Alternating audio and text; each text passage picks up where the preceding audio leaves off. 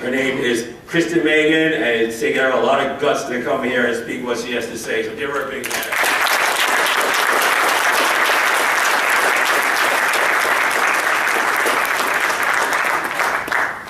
All right, first off, I just want to, I know everyone else has said it, but I really appreciate everybody that has come out here today. It's not just showing up and supporting an event, it's actually listening to those of us who are here to share a message. So, as it was presented to you, I'm here to speak to you about geoengineering. First thing I want to ask you is, who doesn't believe it exists? Anybody here on the fence? Okay. Well, hopefully when you leave here today, you don't just believe it. You share the information that I'm going to share with you, and you get more people on board to stop this unethical crime. I want to show you a video clip because the first thing people ask me about geoengineering is, who are these people? Who are the people that are, kind of pushing the button to get this thing going? One of them, his name is David Keith. And David Keith has been low in the radar for a while. But he has written a book about climate engineering that has basically done more for the truth movement of this than anything. Because he is the frontline person that is the #1 advocate for geoengineering. And I want to show you a clip. It's about 6 minutes, so just bear with me. You ever look at those planes up there? They have contrails behind them. Maybe all those planes with contrails, maybe they're actually spraying chemicals in the atmosphere right now, and Uncle Sam isn't telling us. Seems extremely unlikely. The fact that the United States is not telling something to its citizens, that seems extremely likely to be. And of course, there are a lot of problems with what they're proposing. It turns out plants need sunlight. Yes.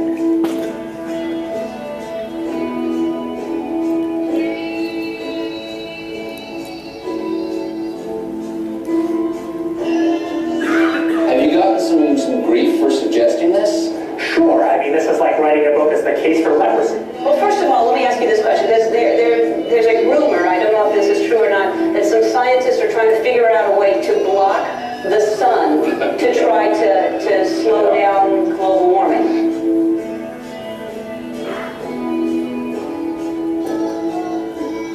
Could an individual start this? In practice, only a country. Okay. What about a man in like a hollowed out volcano with henchmen who occasionally shakes his fist at the sky and says, "They said I was a fool at Harvard. Who's the fool now?"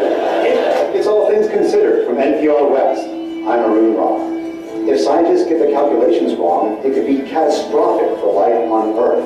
Or what if the technology got into the wrong hands? Couldn't someone shoot poison into the atmosphere? Well, people are terrified about talking about this because they're scared that it will prevent us cutting emissions. Right, and also that it's sulfuric acid. And you're burying the lead. Is there any possible way this could come back to bite us in the ass? You put another kind of pollution, sulfur dioxide, up to orbit, cover the atmosphere. The sky won't be really blue in the way it is now anymore. Blanketing the earth in sulfuric acid, because I'm all for it. This is the all chocolate dinner. I still get to have my CO2, and I just need to spray sulfuric acid all over the earth. Right.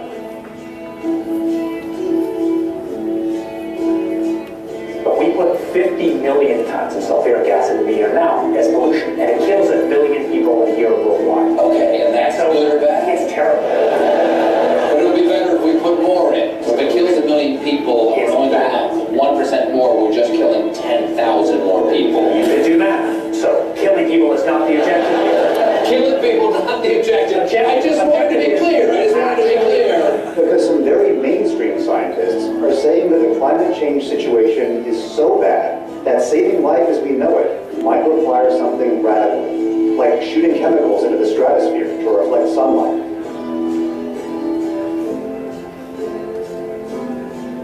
This is the kind of stuff I wake up sweating about. Exactly. Well, it's your goddamn idea.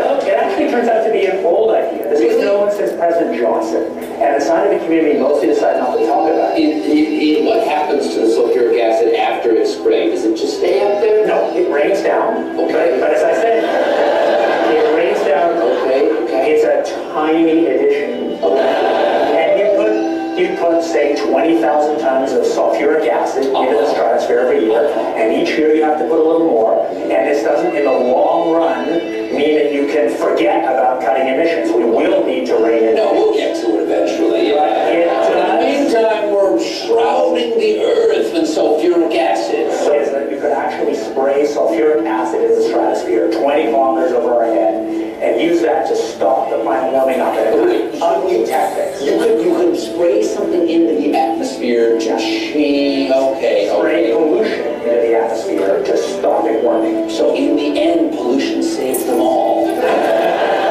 We owe pollution, we owe acid rain an apology is what you're saying. Totally imperfect technical fix. Okay. It would have risks. It wouldn't get us out of the long run need to stop polluting, but it might actually save people and be useful.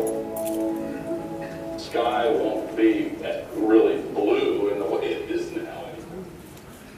The chemtrails are being used in conjunction with HAARP. By spraying metal oxides into the air above enemy skies, then directing ELF waves from HAARP to heat those metal oxides, the temperature of the sky is raised to more than 100 degrees Fahrenheit, preventing the accumulation of water vapor that would otherwise form clouds and produce rainfall.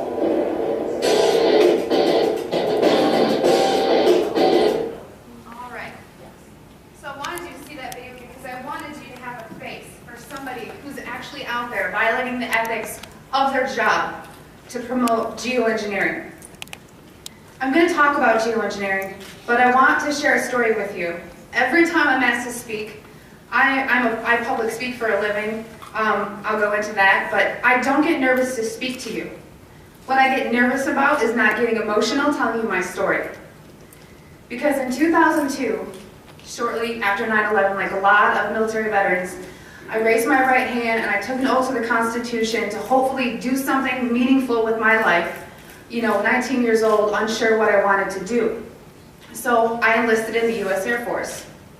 My job in the U.S. Air Force was working in bioenvironmental engineering. So what bioenvironmental engineering is in the Air Force is equivalent to that of the OSHA and the EPA, if you're familiar with that.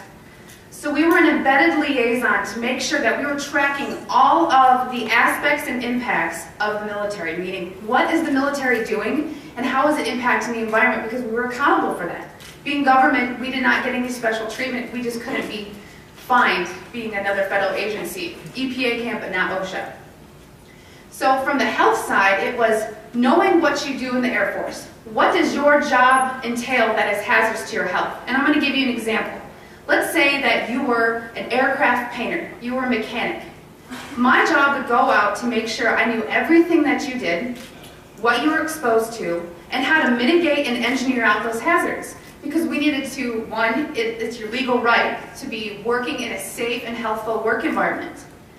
So throughout 9 years, I worked as an industrial hygienist and an environmental specialist. Actually, there's two bases I was at that are called air logistics centers. What does that mean? It's not like a fighter wing, it's not really fun and amazing. What they did is they took aircraft that around every 10 to 15 years, they were required to be dismantled down to the last screw.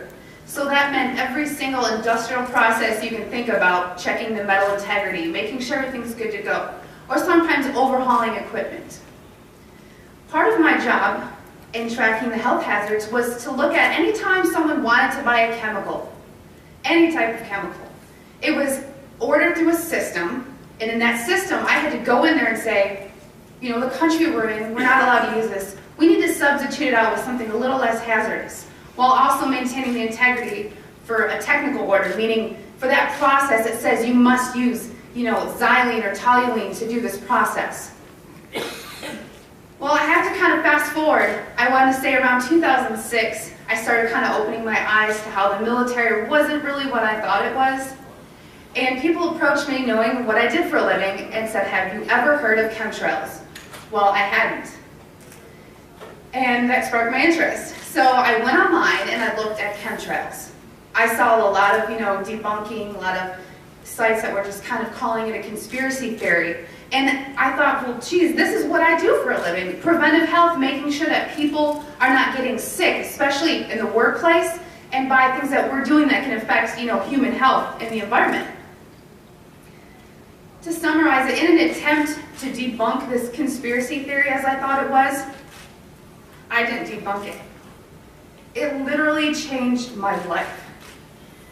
Like I said, this is hard for me because it's not easy standing here and telling my story.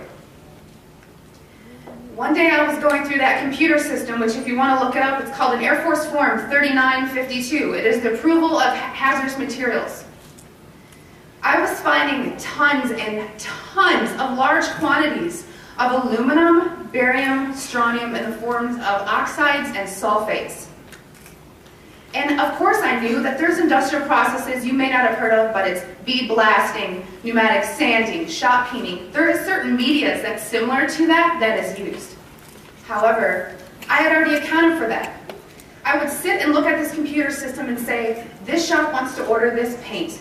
I'm going to tie it to a task. We had to know what was being used, why it was being used, tracking it cradle to grave on how we were going to dispose of it to be compliant with OSHA and the EPA. One of the legal requirements in approving these is looking at what used to be called the material safety data sheet. On that sheet, it's going to list the manufacturer. It's going to list some maybe required personal protective equipment that needs to be used or some ways to mitigate the exposures. These electronic MSDSs did not have a manufacturer name. They were very vague. They almost looked to me like somebody had made it and scanned it into the system. So I asked the question, what is this being used for? I never got an answer, so I didn't approve it. And it sat there. And then the heat came down. Why are you behind on your 3952s?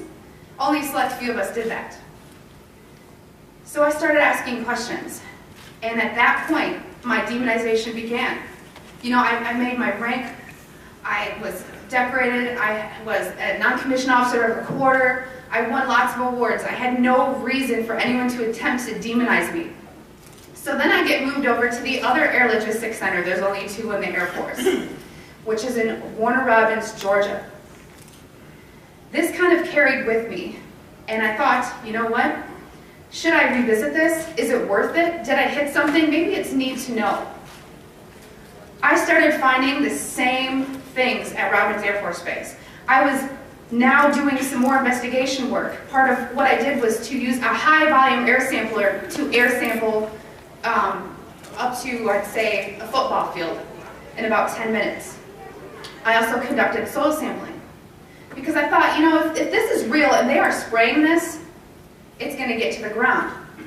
So I conducted air sampling, I conducted soil sampling, and I was getting high levels of these contaminants.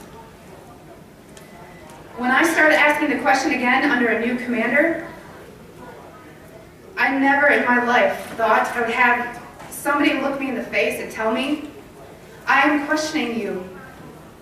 Is there something wrong with you? You've been looking really depressed lately. You know I can put you under mental evaluation for up to 120 days. Who would take care of your daughter? Because I was divorced at the time. As soon as I heard that, I knew.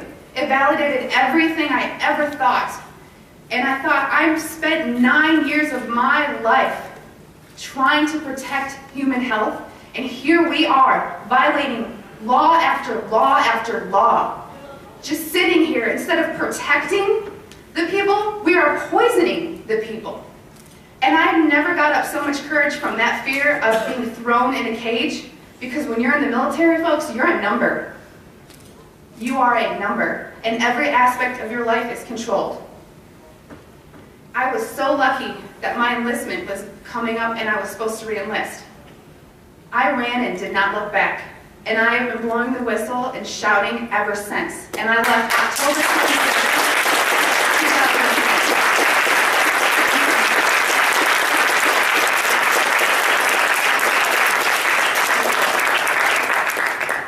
2010. It didn't just end there though.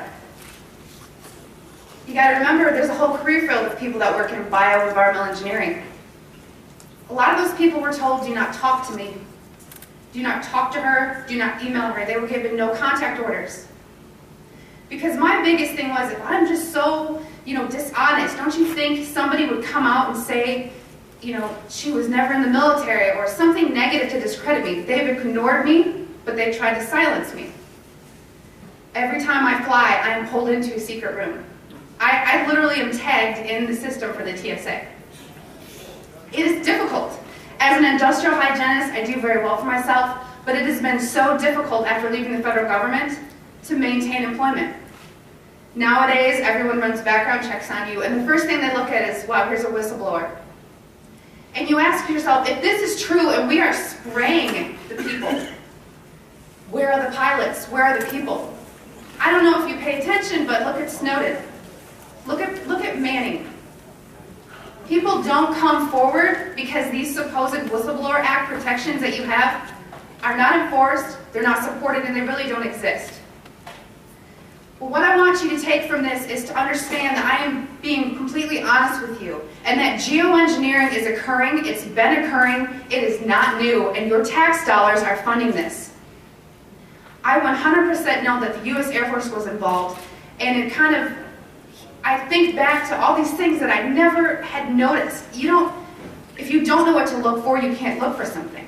And once I realized a process they were trying to hide, people have come out of the woodworks, from EPA compliance officers to ex-people that I worked with in my career field, who I cannot state for obvious reasons. I've had pilots come forward. I've had people come forward that actually load the canisters on the planes. These people don't come forward because they are afraid that they're going to end up like Snowden. And I continue to speak to let people know I've been screaming about this for 3 years and I'm still here. And why are you so afraid? Because many of these people are in active duty. And if you are willing to die for your country, supporting, the Constitution and defending us from enemies foreign and domestic, you are willing to die for your country, but now you're scared. You are scared and cowardly to talk about this. So I'm not just speaking to all of you in this room, I'm speaking to all those people that are going to watch us online and watching on YouTube. Because you can come forward, you can help expose this, and we can stop it. People want to ask why. Why is this occurring? That's for later thought. From weather modification to weather weaponry, there's numerous reasons under Agenda 21 and tons of theories.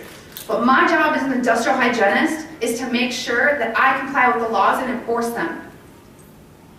So it is unethical every day for all the other people that are out there that work in preventive health or even physicians that are speaking about this. They need to. So one thing I want to tell you is what you can do about it. The biggest hurdle that we have is disinformation sites. I never say them, but I'm going to today, so that you know if anyone ever gives these to you as a reference to debunk you, it's Metabunk and Contrail Science. Those are two websites that are ran by a government shill named Mick West. And he is a computer gaming programmer who tries to tell you about persistent contrails.